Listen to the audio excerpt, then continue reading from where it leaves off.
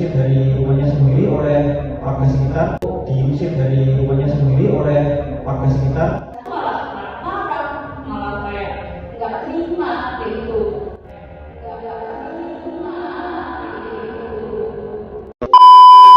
Assalamualaikum teman-teman pendengar, selamat datang di podcast Jurnalistik Literasi Digital bersama saya Novi Arshimanda dan dengan saya Sabrina Radina Maya. Dan saya Muhammad Firman Zainul Mutakin. Nah, di episode kali ini kita akan membahas isu yang sangat panas, yang sangat ramai, yang pedas, komentar juga berjibun di media sosial.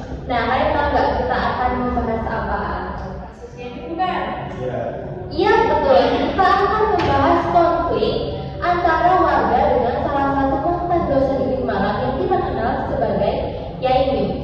Tapi tenang aja, di sini kita nggak akan menyudutkan siapapun, nggak membela siapapun, dan nggak mengejek siapapun. Kita di sini cuma ngobrol santai aja.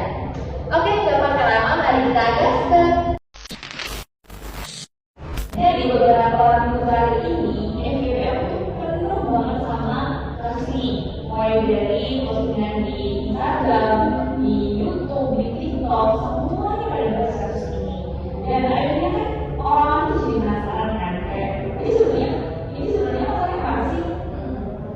Nah, benar banget, itu videonya itu sangat ramai, apalagi ketika Yemi itu diusir dari rumahnya sendiri oleh warga sekitar.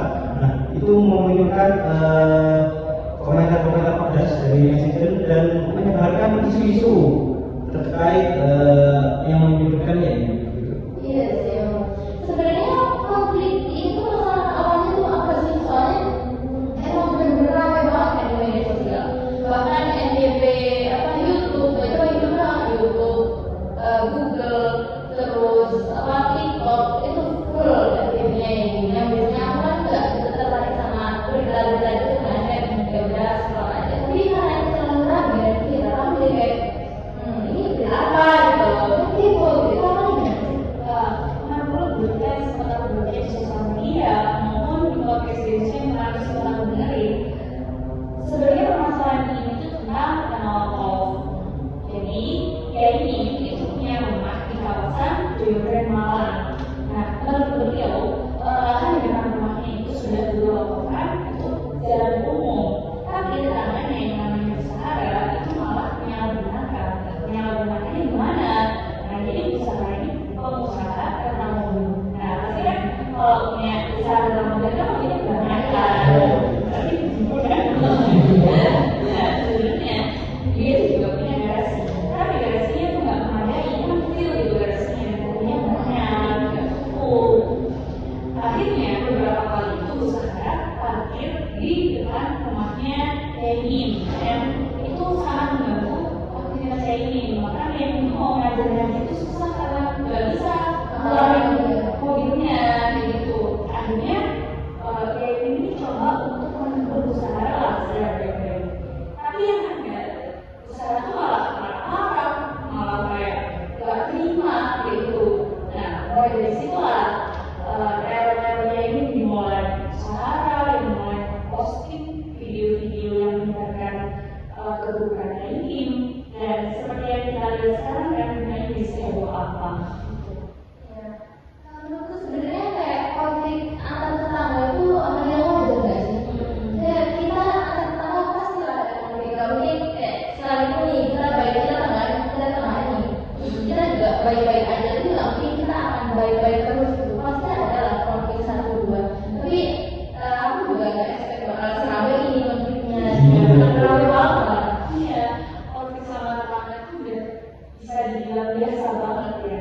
Apalagi soal lahan, soal jalan, soal tanah, itu udah biasa banget kejadian. Apalagi di desa tuh udah lama banget kalau kasus kayak gini.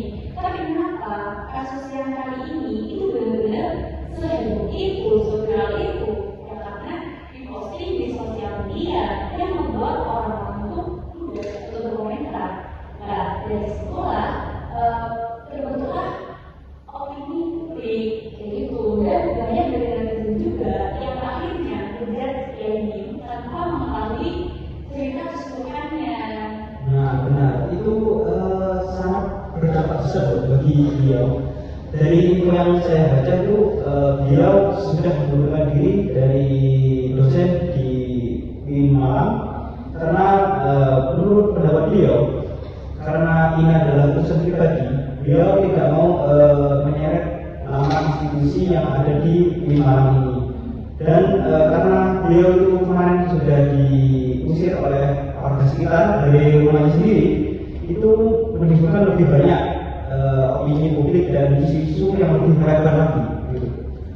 Iya sih, memang berita-berita terbaru ini memang banyak banget isunya. Sama ya ini ya. Padahal awalnya kan ya ini konfliknya kenapa gitu?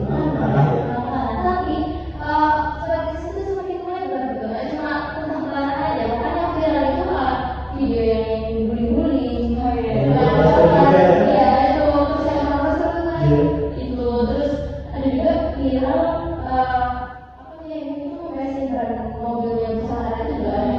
Nah ya kita kan sebagai apa ya maksudnya kita nggak tahu ya yang benar apa kan kita cuma lihat ya udah yang viral aja gitu kan.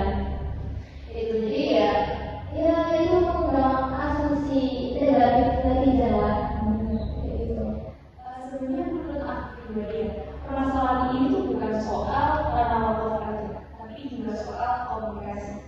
Gimana kita mengkomunikasikan sesuatu dengan baik dan benar itu tuh penting banget, ya kan? Nah, sekarang netizen itu juga menyoroti sikap pengusaha yang bisa dibilang kasar. Beberapa kali tuh emang pernah di film aku video usaha yang ngatain dia dua bulan orang yang nggak benar ini ya banyak. Nah dari situ kan kayak usaha yang sebenarnya masih muda terus ngatain dia gitu ke orang tua itu udah nggak sopan banget, kayak etis gitu kan. Kurang gitu. Nah dari situ juga netizen akhirnya jadi membela ilmu yang aslinya itu. Sebenarnya sih permasalahan ini seharusnya itu bisa diselesaikan dengan baik-baik dan bisa lewat jalur pribadi. Tapi karena konflik ini sudah dikonsumsi oleh publik, jadi banyak yang berkomentar dan berpendapat, akhirnya menjadikan konflik ini semakin besar begitu. Tapi emang iya sih kayak di era digital ini tuh kalian ngerasa nggak sih kalau cukup berbahaya? Soalnya satu video yang viral aja, pokoknya cuma satu loh, itu bisa merusak semuanya, bisa merusak apa ya? Kayak ini lah contohnya, beliau mulai dari dosen kan, dari dosen Malang, jadi beliau kehilangan pekerjaannya, terus kehilangan tempat tinggal, kayak gitu. Itu dari sisi yang dan sisi sana juga ada tuh kayak dengan menghilangkan hal itu ke PMU yang menyebabkan ya perwakilan pada netizen itu kan juga apa ya menyebabkan usaha ini mendapat sanksi sosial ya kalau bilang lama. Terus beliau kan juga punya usaha rental mobilan itu pastinya juga bisa terdampak gitu loh kayak gitu. Memang kita harus ya kita lah buat nge-share sesuatu gitu loh. Saya langsung oke dari berita ini kita share oke percaya juga bisa. Kalau dilihat dari sisi manusia ya sebenarnya dia itu juga kasihan karena ya dia tuh habis kena musibah yang berat. Jadi anak itu harus meninggal dalam waktu yang berdekatan. Nah jadi bisa dibayangin nggak sih kayak kondisi mental dia tuh belum sepenuhnya pulih, terus ditambah sama masalah sosial yang kayak gini. Jadi kayak pasti bebannya makin berat nggak sih kayak Ya, tapi meskipun begitu, balik lagi kita itu tidak bisa berkomentar atau melihat bahwa YMB itu sepenuhnya itu benar atau YMB itu sepenuhnya salah. Karena yang kita tahu, kita itu hanya mengetahui sedikit dari konflik yang begitu besar, gitu. Jadi kita tidak boleh asal berkomentar atau berpendapat. Iya sih emang kayak apa ya? Menurutku emang hal itu tuh nggak bisa yang langsung kita terima tuh kayak berita-berita tuh nggak bisa langsung kita terima. Kita emang harus pintar-pintar memilih kalau kita mau share sesuatu gitu kan. Kita harus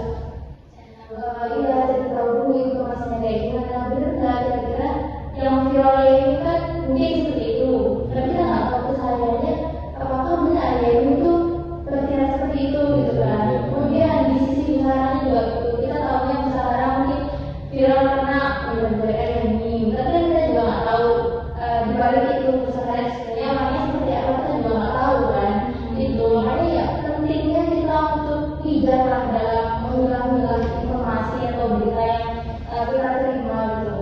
Intinya kayak gitu sih. Jadi ya guys, intinya dari permasalahan ini entah siapa yang benar, siapa yang salah, ada poin penting yang bisa kita pelajari. Yang pertama, pentingnya dalam mengkomunikasikan sebuah masalah dengan baik dan benar itu penting banget ya. Yang satu. Yang kedua, untuk bijaksana dalam menggunakan sosial media. Bener banget. Nah, jangan sampai kita ini jadi bagian dari orang yang nanti memperkeruh suasana. Dan yang ketiga, jangan lupa kita itu harus selalu ingat tentang adab terhadap tetangga ataupun adab terhadap orang tua. Nah, karena adab itu adalah fondasi dasar dari suatu masyarakat. Kalau cara kita menyampaikan itu sudah salah, maka masalah kecil bisa menjadi masalah yang besar, seperti ya masalah yang ini lah. Ya, setuju banget sih. Ya emang apa ya, di luar itu, maksudnya kita nggak tahu siapa yang benar, siapa yang salah di luar kebenaran dan kesalahan itu, tapi balik lagi etika itu memang sangat penting ya. Jadi kita harus selalu menjaga etika kayak tadi, ya ada lah. Oke teman-teman pendengar, mungkin cukup sekian ya episode kali ini. Semoga kalian bisa mendapatkan insight baru dari ya obrolan-obrolan kita hari ini. Oke, terima kasih telah mendengarkan podcast Jurnalistik Literasi Digital kami. Selamat menonton episode selanjutnya. Assalamualaikum warahmatullahi wabarakatuh.